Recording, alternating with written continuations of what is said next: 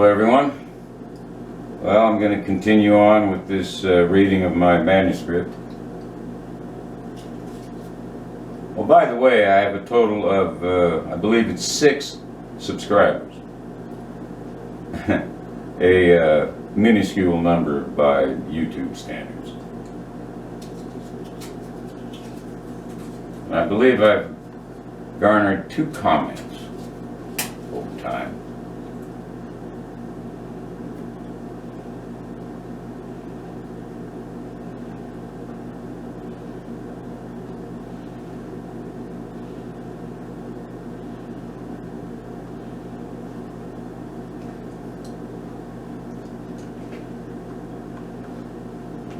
Well,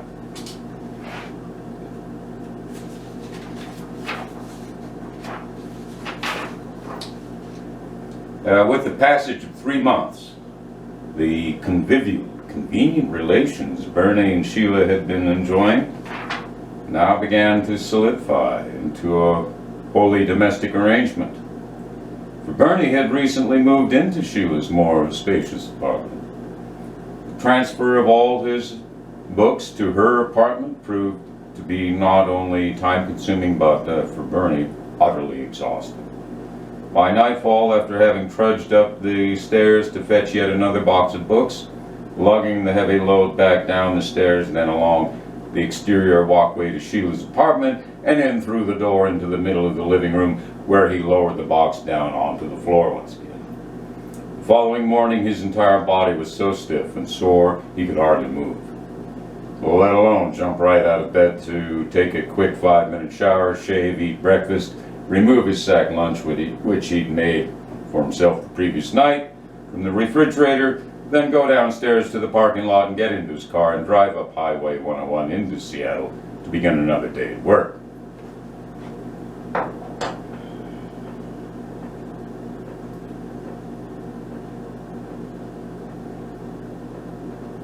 Theo Bayfield drove his Ford truck through Erica's neighborhood and soon pulled up to the curb in front of her house. He shut off the engine and grabbed the sports bag, which contained a change of clothes, a shaving kit, and a suspense novel he checked out from the library. The bag, which for only a moment longer rested on the passenger seat. Back during Theo's working days, whenever he needed to live in a motel during a construction project, he had always brought along 1 or 2 books to read in the evenings after dinner. He had always enjoyed reading from the time he was a boy.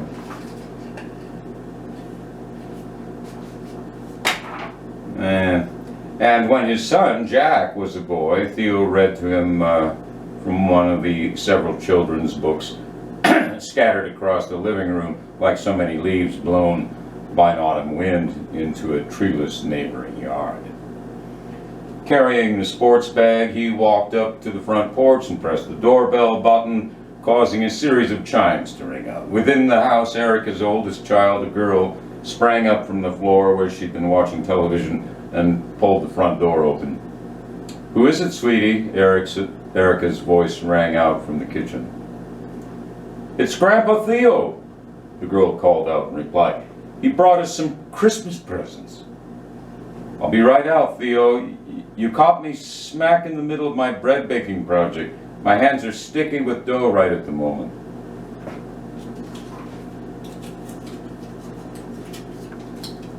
I wish I didn't smoke.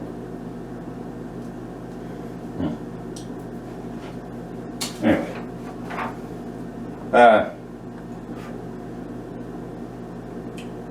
Don't worry about me. Take as much time as you need to finish up your work in there, sweetheart. I ain't going anywhere. A few hours later, once the grandkids have gone to bed, Theo seized the chance to have a talk with Erica. The interference and distraction her children might create no longer a possibility. He didn't beat around the bush and began to sketch out his proposal to her. "I want you and the kids to move in with me, Erica. For hell's sake, I've got a 4-bedroom house. You should think about it." And if you decide you can handle sharing a house with Grandpa, I breathe more easily. You know what I'm saying? There's a lot of money I could save by not paying any more rent. You bet you could, Theo said with mounting enthusiasm. And so could I. There are several reasons why I'm pretty sure this is a good idea. So tell me what your other reasons are, Theo, she said, smiling in a way that made her even more attractive than she already was. Theo was well aware of himself being drawn toward her at times, rather than continuing to remain fat after her second child had been born in roughly 2 months. She'd regained her prior figure almost entirely. But whereas before she seemed like a slender, well-conditioned runner, she had filled out a bit further than her more youthful look, and now Theo regarded her as voluptuous, and there was no doubt about that. And yet, he thought, and yet, he stopped a lopsided grin from forming, taking hold of it, then encaging it. He thought, Grandpa could hardly be seen stepping out from Mom's bedroom early one morning. Her kids wouldn't be fooled by any lying bullshit explanation, especially not her daughter, who would turn 12 next month. He knew he would have to deal with this on an ongoing basis, never letting his guard down. For Theo was not unlike his son, and he knew that as well.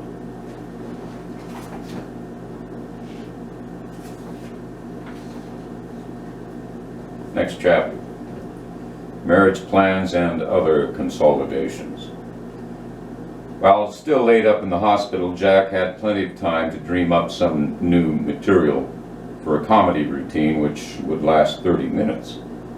T-Bone had begun to make hints, strong hints, that he might have to expand his act to a half hour. He was working on it, nothing anywhere near definite as yet, but hell, Jackson, you just never know. T-Bone had explained to him recently that he'd begun working on late-night talk show hosts, who not infrequently introduced new and comparatively unknown personalities to the viewing public.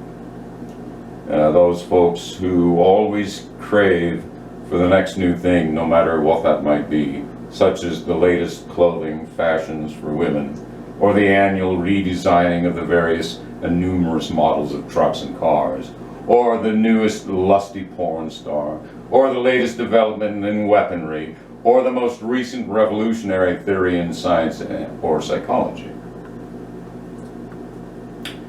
And why here, as an author, my good reader, would I interject a lengthy aside such as this? The answer you doubtless all along suspected is the very fact that there are literary fashions as well. And at this time, nothing further need be said on the matter, other than that I would be remiss if I failed to mention that for decades, social critics have never ceased to point out capitalism's underlying need to make most things soon to be obsolete, either in fact or in principle. For if a demand were met permanently, only a single sale could ever occur for any given individual. Without producing replacements at an ever-increasing rate, expanding the economy as a whole, businesses would eventually go bankrupt. My personal opinion. In a much more intuitive way, Jack was quite aware of this, and it would become one of the central themes woven through and recurring within his new material. In fact, Jack would go so far as to think, and later say in front of an audience, that his latest routine itself was yet another example of a minor profiteer, or mere hopeful, jumping once again into the new, and the impulse to do so was an economic law of human behavior in action.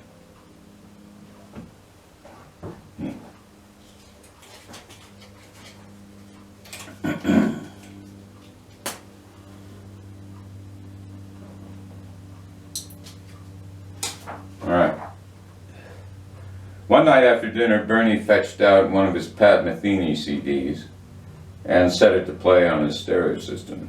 By mutual consent, he and Sheila had agreed to use Bernie's equipment rather than Sheila's less robust audio gear, which in turn he had boxed up and carried out to her assigned storage locker.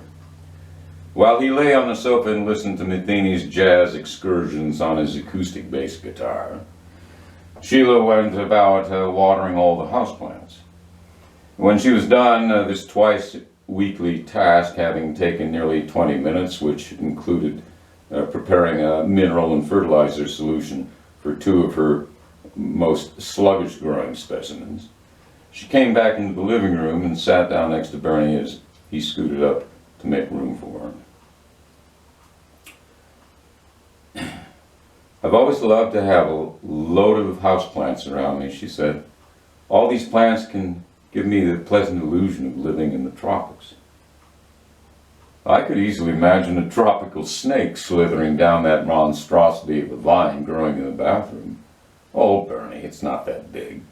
"Hell, Sheila, it runs from the floor to the ceiling and then some," he said. "That son of a bitch is nearly out of control." "Oh, Bernie, for Pete's sake, don't be ridiculous. You're just accustomed to having a small greenhouse for a bathroom. I'm not." After a pause, Sheila said, "Have you ever thought of what it would be like to be a parent?" "Now and again, over the years. But having a child is not quite the same as going out to buy a new car, which you then hold on dearly to for the next 20 years. "Hardly. Well, I've thought about it often enough. But my time for motherhood has nearly run out. And then there's always been with me this immediately felt hesitation whenever I think about having a baby." "Why is that?" "Well, for one, that long, endless pregnancy which you men never have to worry about, and the hours of labor which finally arrive, all this followed by all the demands of taking care of a baby, followed by years of raising a child." "Yes, quite a bit's involved," he said. "Yet at the same time, I keep thinking of how wonderful it would be to have a daughter or a son who would love you and be part of your life. They would always be at the center of your life." "I know. I've thought about that much, of course, being a father, what it would be like." "And, well, what did you come up with?" "That bringing up a kid falls under the heading of playing the long game." "Wait a minute, Sheila. You're not suggesting that you and I bring a new life into the world, are you?" "And bring the boy or the girl up as well, Bernie. With Jack, I never would have suggested such a thing. He's already got 2 children. He bailed on them 5 years ago." Bernie, stunned, now beheld this woman in a new way. She was no longer the bohemian Jezebel he had first imagined. And he just now heard about one of her deepest, most closely guarded desires. Her disclosure continued to leave him feeling stunned. "Sheila, I haven't been picturing myself becoming a father anytime soon." "I'm sure. But now I've given you something to think about, Buster."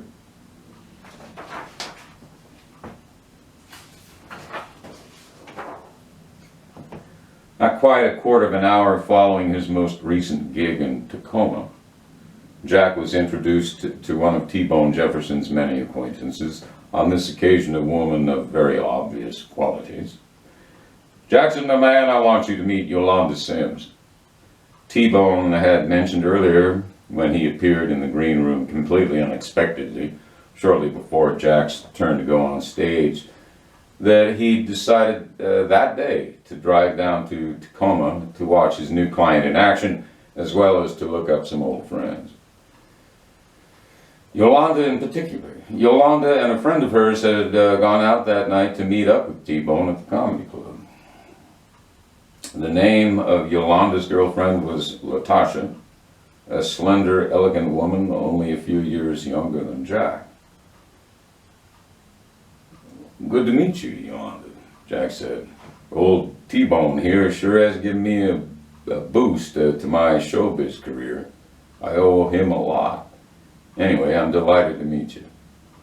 You really cracked us up, had us laughing. Oh my God. But this is my friend here, Latasha. Latasha and Jack shook hands. He kept thinking, fucking hell, she looks like a fashion model.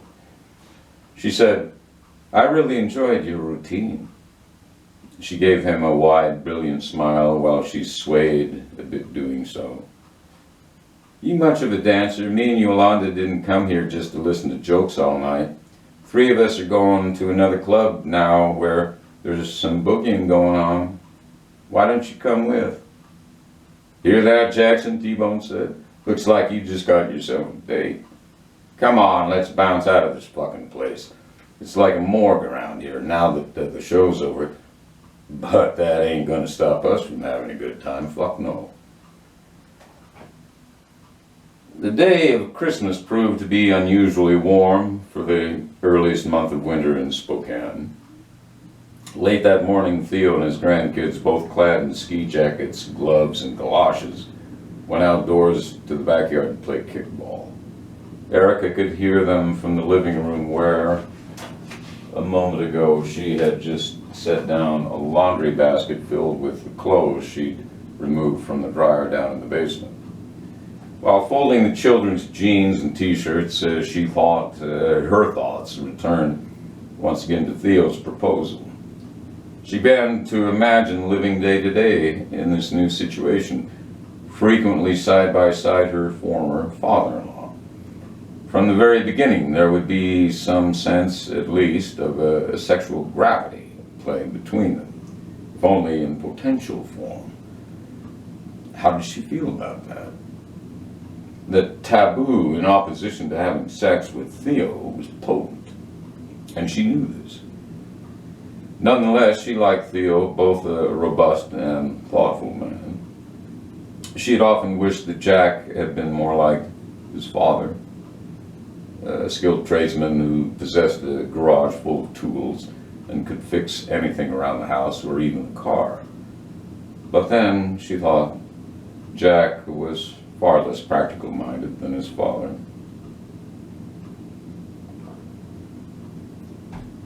Then occurred to her the idea that were she and Theo to get married, this, and only this, would allow them to share the same bed together in the eyes of her children and nearly everyone else. In every other case, she thought, such an arrangement would not only seem vile, but perverted. Their making love to one another would be nothing less than an outrage in any other context. And if she were going to move into Theo's house, she and Theo would need to share a hard and fast understanding of this potential awkwardness from the outset.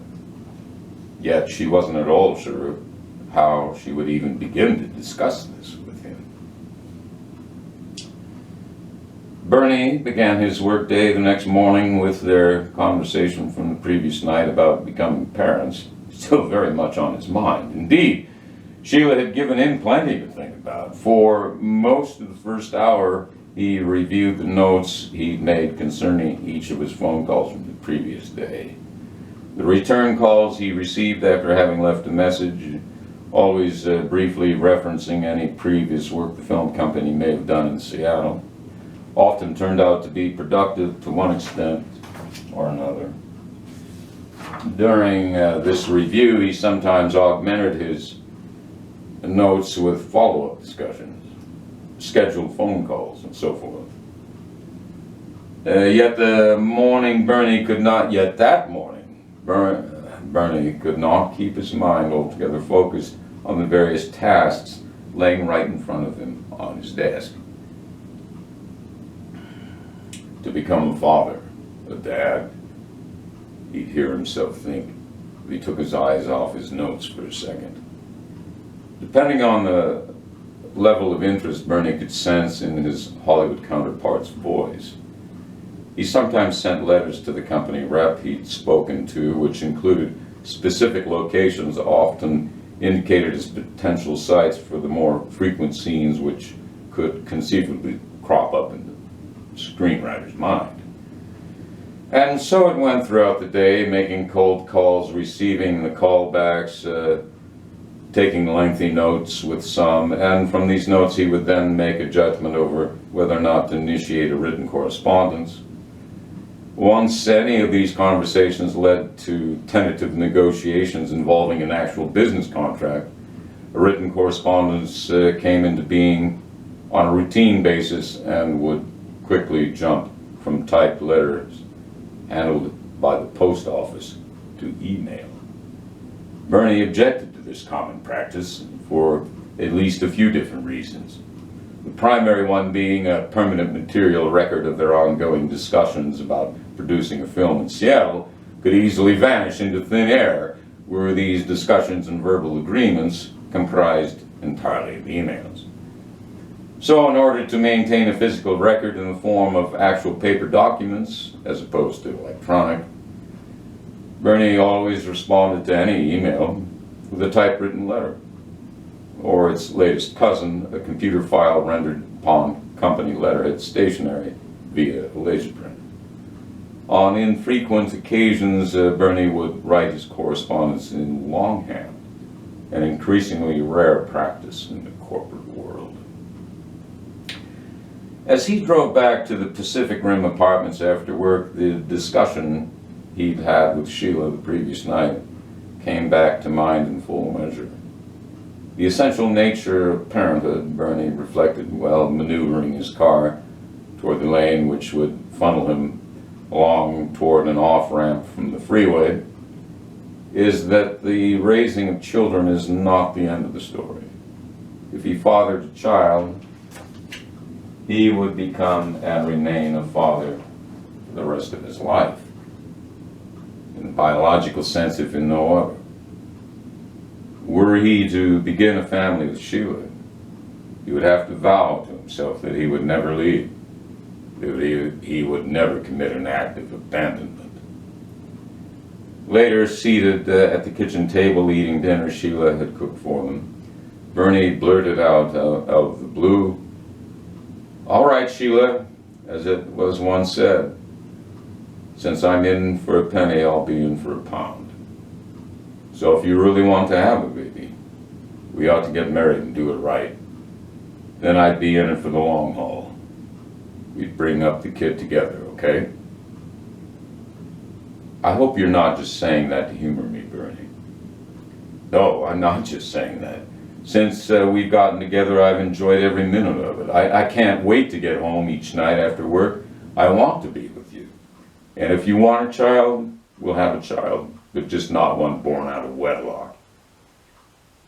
That's a very old-fashioned way of looking at this whole thing. Well, I'm sure in hell not some 18-year-old who would walk away from his girlfriend in a heartbeat if he thought a life of domesticity would tie him down for good, especially if she became pregnant.